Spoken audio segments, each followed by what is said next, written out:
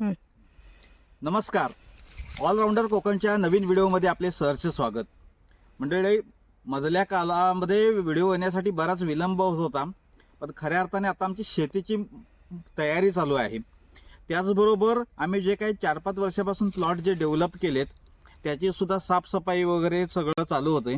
आणि आज मेहनत रंग लाएगी म्हणतात त्या पद्धतीने आज आता आम्ही ज्या प्लॉटवरती आलेलो आहोत तुम्हाला आता बघायला मिळेल. आमच्या हातूनच ही काजूची झाडं 2020 साली लॉकडाऊनच्या काळात आम्ही लावली होती आणि आज त्यांचं बहरलेलं रूप आपण पाहतोय. खरोखर इथं येतो आम्ही त्यावेळा शेतीमध्ये काहीतरी केल्याचं एक समाधान वाटतं. आता आपण मी तुम्हाला एक काजू दाखवतोय बघा.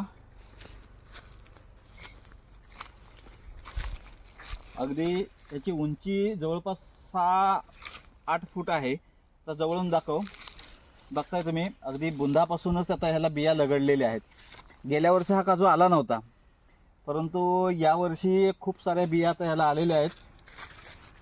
आणि अशा पद्धतीचे जवळपास आमच्या इथे 50 काजू आहेत जे आता आम्ही आमच्या हाताने त्याची लागवड केली. खरोखर मेहनत थोडी असतेच. हा आता तुम्ही प्लॉट बघताय. सर्व आता आम्ही काय केलं, ग्रास कटरने संपूर्ण साफसफाई करून घेतली. त्याच्यामुळे एरिया इतका क्लिअर झाला आहे. बुंद्याला गवत वगैरे नसल्यामुळे वाळवी कीड वगैरे याचा काय प्रादुर्भाव होत नाही.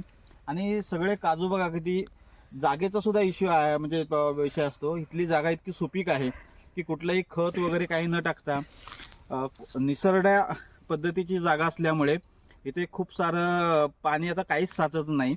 आणि पाणी न देता सुद्धा ही झाडं तुम्हाला बहरलेली बघायला मिळतात.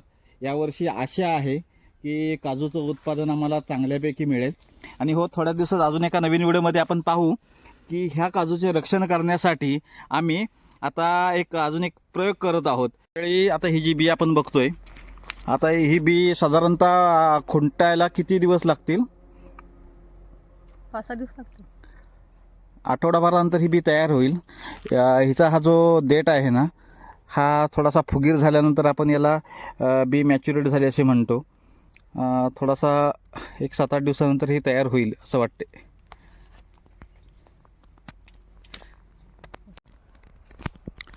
या काजूंची वाढ बघा थोडीशी विरळ अशी दिसते. आणि त्या मानाने हे जर काजू पाहिलेत तुम्ही तर या काजू अतिशय इतके घट्ट आहेत. याची वाढ बघा किती जबरदस्त दिसते. याला कारण आम्ही काही सॅम्पल म्हणून काजूंच्या झाडांची छाटणी केली होती आणि त्याचा परिणाम आता इतका सुंदर दिसतोय बघा. सगळा नवीन फुटवा फुटलेला आहे.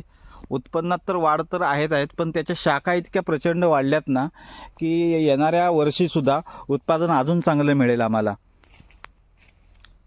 हे बघा, ही नवीन वाढलेली ही फांदी आणि हिला मोहरसुद्धा आला आहे. म्हणजे तोटा तर काहीच नाही, परंतु फायदा भरपूर आहे. अशा पद्धतीने काजूमध्ये सुद्धा आपण प्रत्येकाने ती छाटणी वेळेमध्ये करून घेणं गरजेचं आहे. कोकणामधील काजू पिकाविषयी अजून काही माहिती असल्यास कमेंटमध्ये नक्कीच सांगा व आपल्या चॅनलला लाईक, सबस्क्राईब व शेअर करा. धन्यवाद.